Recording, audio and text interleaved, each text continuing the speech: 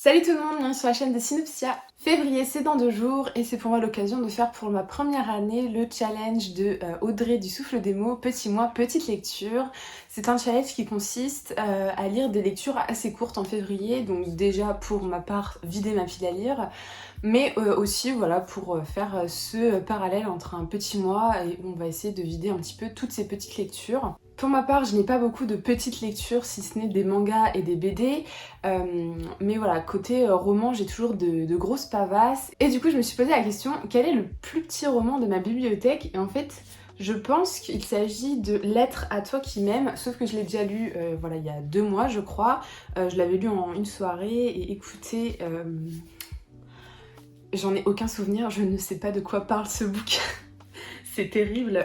Si vous l'avez lu, j'aimerais bien que vous me rafraîchissiez la mémoire, mais c'est assez dingue à quel point je ne m'en souviens pas. Et en fait, j'ai un peu ce problème avec les romans assez courts, c'est que la plupart du temps, je suis pas très marquée. Du coup, voilà, c'est pour ça que j'en ai assez peu dans ma bibliothèque finalement. Donc voilà, Lettre à toi qui m'aime. Je crois que j'avais bien aimé, mais je ne sais plus du tout de quoi ça parle. Du coup, pour les romans, je m'en suis fixé 2, puisque février, ça va être quand même pour moi un mois où je vais lire beaucoup de graphiques, parce que j'ai une pile à lire graphique qui a explosé ces derniers temps.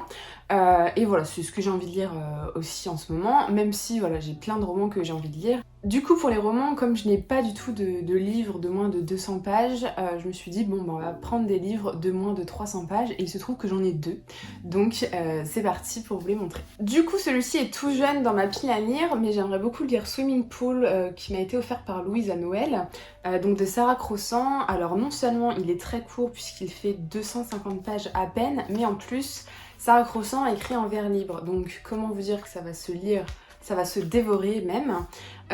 Et j'ai super hâte de le découvrir parce que j'adore Sarah Crossan, généralement ce qu'elle fait. En tout cas, les 3 livres que j'ai pu lire d'elle ont tous été des coups de cœur. Pour la faire courte, dans ce récit, on va suivre une jeune polonaise qui arrive donc en Angleterre avec sa mère.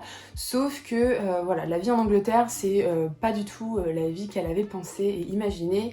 Mais heureusement, la seule chose qui la rend heureuse, c'est la piscine. Et à la piscine, il y a un garçon qui, je pense, va beaucoup lui plaire. Du coup, voilà, peut-être cette fois-ci un roman un peu plus light tourné sur la relation amoureuse et les premiers amours. En tout cas, moi ça me plaît, j'ai vraiment super hâte de le découvrir, voilà, rien que de regarder les vers libres, ça me donne super envie de m'y mettre. Et du coup, le deuxième roman que j'aimerais lire, c'est un roman en VO que je vous présente assez souvent puisque j'ai très envie de le lire depuis que je l'ai acheté. Là, voilà, c'est enfin son heure, février, c'est son heure. Il s'agit donc de The Midnight Library, et là, on est sur un autre registre totalement que Swimming Pool, puisque là, on va traiter énormément de la dépression et du mal-être au quotidien d'une femme qui va se retrouver donc dans la bibliothèque de minuit, et qui est un endroit en fait qui va lui montrer des moments de sa vie qui auraient pu être différents selon des choix différents qu'elle aurait pu faire. Et ça a l'air d'être un roman hyper touchant, hyper marquant, et voilà, je pense qu'il va me faire autant de bien que de mal. Mais voilà, j'ai très très hâte de le lire. Sachez qu'il est sorti en français il y a pas longtemps, donc n'hésitez pas à foncer, il est vraiment court. Il fait 270 pages, on va dire. Donc voilà, moins de 300 pages. De toute manière, je n'ai pas plus court que ces 2 romans. Du coup, cette fois-ci, côté manga, j'aimerais beaucoup découvrir Usamaru Furuya avec Le Cercle du Suicide, qui est une œuvre aussi que je voulais vraiment beaucoup découvrir, j'avais eu en occasion, il est nickel, j'ai l'impression que la personne ne l'a jamais lu. Et donc dans cette histoire, c'est 54 lycéennes qui se tiennent par la main et qui vont sauter sous un train et vont toutes périr sauf une survivante.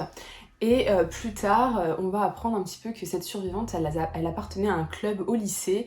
Et dans cette histoire, on va un petit peu traiter le sujet des lycéennes au Japon et cet attrait un petit peu étrange pour la mort et l'au-delà. Donc voilà, j'en sais pas plus, et tant mieux parce qu'il est très court, donc je veux me laisser la surprise. Mais voilà, très très hâte de voir ce que ça peut donner. D'ailleurs, toujours chez Saka, j'aimerais beaucoup lire All My Darling Daughters de Fumi Yoshinaga, qui est donc l'autrice du Pavillon des Hommes, qui se trouve ici, donc j'attends toujours les derniers tomes, mais ils n'arrivent jamais, je crois qu'ils ne vont jamais arriver. C'est une grande série de 19 tomes qui s'est terminée donc ce mois-ci et que je n'ai toujours pas commencé parce que c'est un sujet assez complexe. Voilà, faut vraiment bien se mettre dedans, donc je vais attendre un petit peu avant de m'y mettre.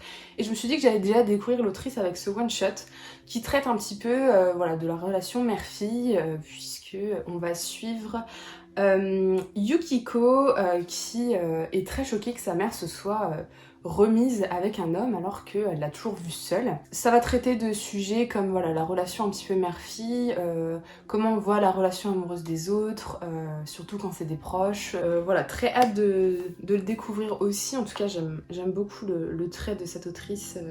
Voilà, donc je pense que ça va le faire.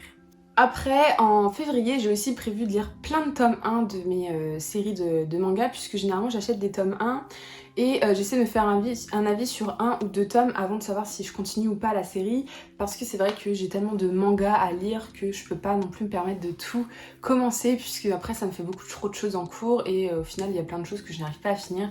C'est le cas pour beaucoup de séries qui dorment dans ma pile à lire chez mes parents, que je continuerai pour l'instant pas du tout, comme des trucs comme qu'est-ce qui traîne? Il traîne Dr Stone, il traîne Kemono Incidents, Vinland Saga qui est aussi une grande série que j'ai envie de continuer, mais voilà, c'est jamais la priorité et du coup voilà, je vais un petit peu stopper ça et comme ça à chaque fois je me fais un petit avis et je vois si je continue. J'essaierai de filmer ça dans un vlog et aussi en février je vais commencer Moonlight Act, donc je vais pas tout lire puisque c'est en 29 tomes, mais voilà, je me lance enfin.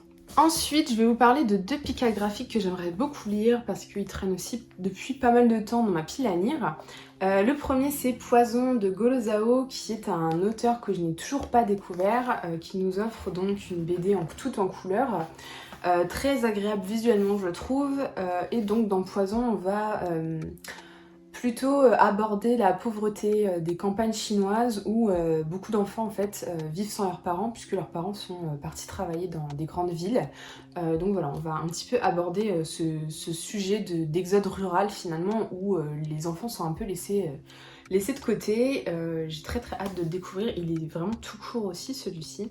Je sais pas combien de pages il fait. Ouais, voilà, il fait 130 pages donc ça devrait aller vite. Du coup, le deuxième pica graphique, c'est Solitude d'un autre genre que j'ai galéré à trouver puisqu'il n'est plus édité, réimprimé.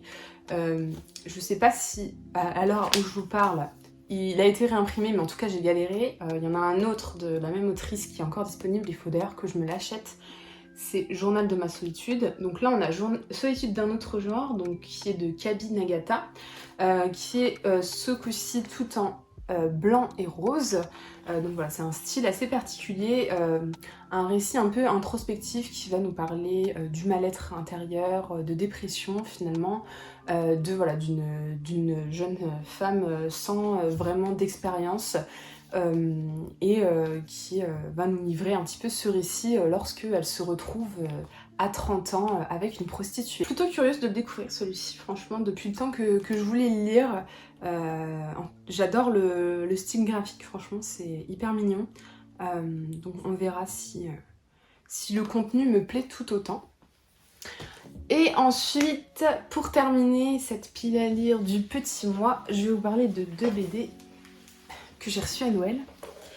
2 BD qui vont, je pense, me plaire beaucoup. Surtout une où je suis sûre que ça va me plaire et me faire beaucoup de peine, et l'autre où j'avoue j'en sais un peu moins parce que j'ai envie de m'y plonger sans en savoir grand chose.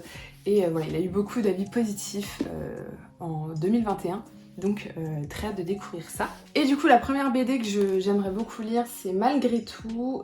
Celle-ci je veux la lire depuis sa sortie, donc je suis très contente de l'avoir lue à Noël. Enfin je crois que j'ai lu à Noël, oui, j'ai dû l'avoir à Noël. Et que vous dire à part... voilà. Je vais pas trop vous en dire parce qu'en fait, moi-même j'en sais pas grand-chose. La seule chose que je sais, c'est que ça me parle d'une histoire d'amour et que ça commence au chapitre 20. Voilà, c'est tout. C'est tout ce que je vais vous dire. Et j'ai super hâte de lire, il a été vraiment beaucoup primé, comme on peut le voir sur le petit bandeau. Mais voilà, super hâte de découvrir Malgré tout. Et le deuxième, c'est une grosse pavasse, donc je suis pas sûre que ça fasse partie de petite lecture, petit mois, mais bon, quand il n'y a pas beaucoup de gros dialogues et j'avais vraiment envie de le lire en février, donc voilà, on va dire que c'est un petit peu l'exception à la règle. Je sais pas combien de pages il fait. Oh, ça va, ça va. Il fait moins de 300, c'était ma règle du début. Du coup, il fait 260 pages et quelques. Et du coup, il s'agit de Renée au bois dormant de Hélène Husdin, qui est un récit, ma foi, très mystérieux. En tout cas, tout ce que nous dit le résumé, c'est Lapin sucre doux, lapin, où es-tu? Appelle René, petit garçon hypersensible et sauvage à la recherche de sa peluche. Mais bien vite, il bascule dans un monde peuplé de créatures étranges et parfois terrifiantes, où l'âge, le genre et les origines se mêlent et se métamorphosent en René et. Quand je dis René et, du coup c'est ça, je sais pas trop comment on le lit.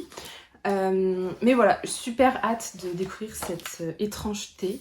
Je pense que ça peut être une lecture vraiment unique. Et du coup voilà, c'est tout pour cette petite pile à lire pour ce petit mois. N'hésitez pas à me dire en commentaire si vous aussi vous allez participer à ce challenge. Quels sont les livres que vous avez sélectionnés, si parmi ma sélection il y en a que vous avez lu, qui vous tentent, si vous avez aimé oui ou non. Dites-moi tout en commentaire, moi ça me fait toujours plaisir. Et puis voilà, c'est tout pour moi aujourd'hui, donc comme d'habitude, je vous souhaite de belles lectures et de bons visionnages et je vous dis à la prochaine vidéo. Salut!